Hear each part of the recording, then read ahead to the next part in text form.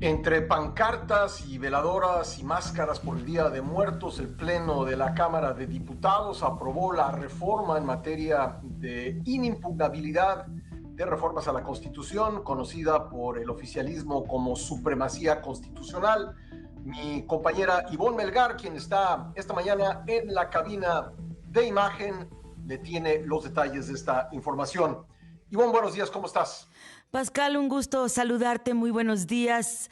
Hemos hecho muchos registros de debates, de reformas constitucionales en los últimos 12 años en Cámara de Diputados y creo que esta, la de ayer, sí nos permite lanzar la hipótesis de que al menos las voces, las advertencias que se ventilaron ahí deberán quedar registradas para ir valorando quién tuvo la razón a la luz del tiempo. Y es que el debate, Pascal, se centró en dos grandes disyuntivas, creo que son muy relevantes. Una, la defensa por el lado del oficialismo de que esta reforma no violenta los derechos humanos y que la acción de inconstitucionalidad y las controversias constitucionales seguirán vigentes y podrán ser utilizadas por los gobernantes locales, por la CNDH, la Fiscalía, los poderes de la Unión e incluso por las bancadas parlamentarias y los partidos, y la postura del PAN, del PRI, de MC, de que hoy tanto los gobiernos locales como los ciudadanos quedan en la indefensión. Creo que en este debate fue relevante la voz de la ministra en retiro y hoy diputada de Morena, Olga Sánchez Cordero, porque ella fue parte de la Suprema Corte. Más de 2 décadas estuvo ahí y parece que hoy con sus palabras pues reniega de lo que hicieron y sin embargo asumió, Pascal, y esto es muy relevante subrayarlo, que sí, esta reforma sí pone en riesgo la progresividad de los derechos humanos, que es lo que se garantizó en 2011. Vamos a escuchar cómo lo dijo. Esta reforma apunta hacia un escenario en el que se rescate el poder soberano menguado, este poder soberano menguado durante las últimas 4 décadas, e integra un modelo de ingeniería constitucional que abandone el principio de progresividad y nos lleva a criterios que ha validado la Corte en torno a la capacidad que tiene el pueblo de México para determinar su futuro. Eso en ningún momento es contrario a la defensa y promoción de los derechos humanos.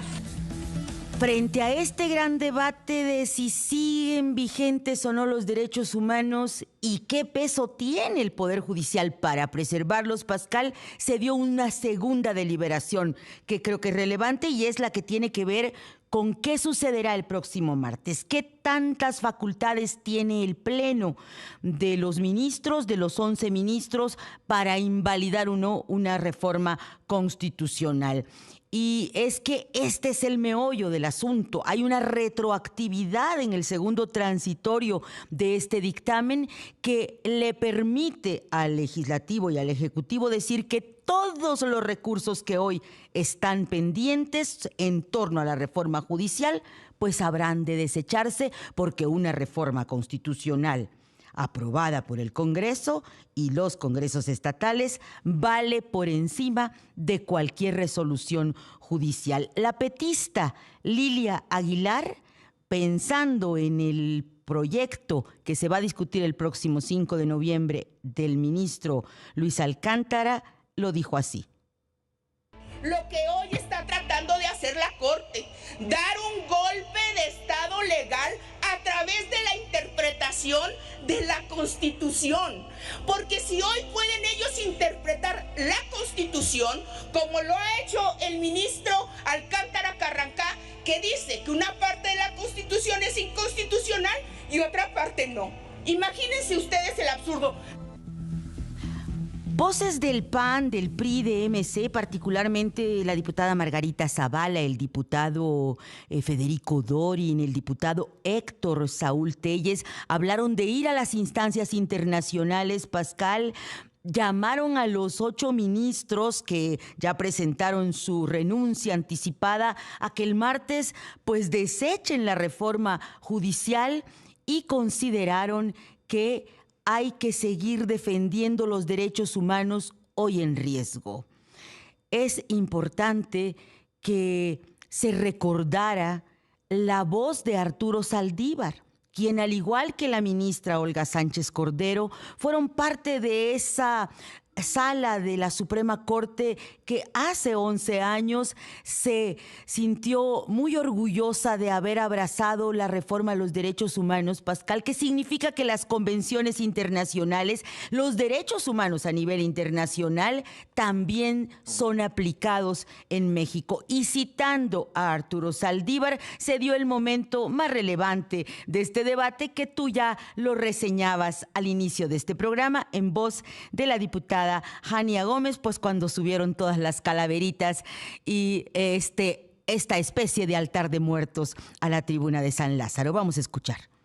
Cito, por ejemplo, al entonces ministro Arturo Saldívar. Les traje la Constitución, no para que la lean, porque ya sabemos que no la leen, para que le pongan un altar de muertos porque la están matando hoy. La ley de Herodes, o te sometes a Morena o te jodes. Pascal, lo sucedido ayer en la Cámara de Diputados. Y regresamos hasta la Ciudad de México, hasta Ciudad Imagen, con nuestra compañera Ivonne Melgar para seguir hablando de esta reforma denominada por el oficialismo de supremacía constitucional. Referías, querida Ivonne, la reforma pro persona del 2011, la que introdujo en la Constitución pues la progresividad de los derechos humanos, de las garantías individuales y cómo estas deben pesar pues más que cualquier otra cosa en la Constitución, además sujetando a México a los tratados internacionales. Parte de este principio es que no se pueden echar atrás los derechos humanos y esto es algo que está en el centro de la discusión el día de hoy. Por supuesto que sí, y por eso fue tan importante esta cita de la diputada Jania Gómez de Acción Nacional, de lo que en su momento dijo el ministro Arturo Saldívar, hoy parte del equipo de asesoría jurídica y de seguimiento a las reformas constitucionales en el equipo de la presidenta Claudia Sheinbaum, Pascal, porque de acuerdo con la cita que ella leyó, pues es justamente señalar que por supuesto que la Constitución está por encima de muchos ordenamientos, pero que sí las reformas constitucionales del Poder Legislativo sí son reversibles, sí son materia de suspensión por parte de la Corte cuando su contenido, Pascal,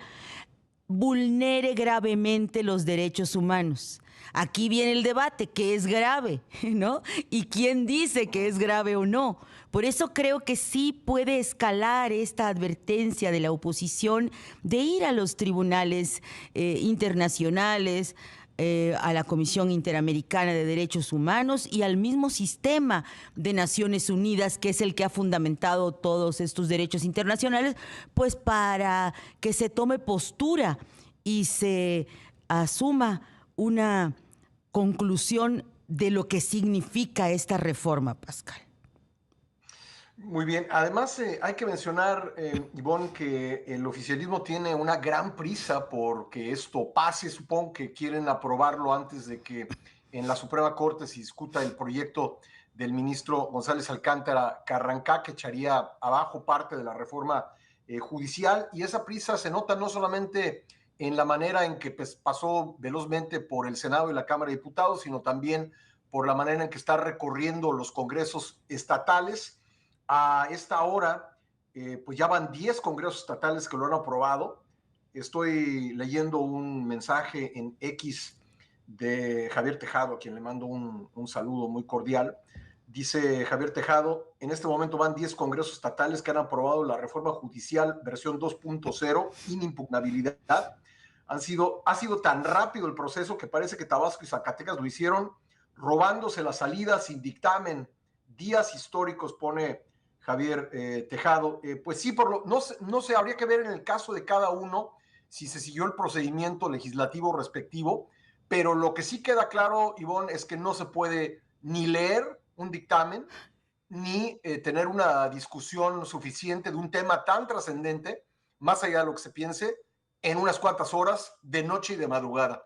Es muy contradictorio ver que se levanta la mano de manera automática y sin embargo el interés sobre el debate es incluso nulo. Ayer estaba vacío el pleno de San Lázaro cuando se estaban discutiendo las reservas y sin embargo, Pascal, y creo que es importante este antecedente de la prisa que tú señalas, en la actual legislatura, en la 66, se ha establecido que las sesiones van a ser martes y miércoles. Pero ayer que terminó la sesión, cuando se da turno a los congresos estatales para continuar con el proceso de validación, el presidente de la mesa directiva, el morenista Sergio Gutiérrez Luna, cita a los diputados a las 10 de la mañana hoy. ¿Y cuál es la materia?, preguntamos. Y lo que nos respondieron es que justamente hoy mismo se va a cantar la declaratoria de constitucionalidad de la reforma, porque ya se tenía programado pues que al menos 17 congresos, Pascal, le dieran el sí. Qué falta de respeto a las facultades de los congresos estatales. Digo, no nos chupamos el dedo, sabemos que tienen mayoría en pues más de 20 de ellos, que no tienen ningún problema en que se apruebe, pero por lo menos que guarden las formas, querida Ivonne. Es que esa es la sustancia de fondo. Al escuchar ayer el debate entendí, Pascal, que lo más grave, creo, en términos prácticos e inmediatos, es que el federalismo, las facultades de gobernadores, alcaldes, congresos estatales, frente a la supremacía legislativa, sí queda muy acotada e incluso diluida después de esta reforma. Eso sí se va a perder, de acuerdo con la advertencia de la oposición.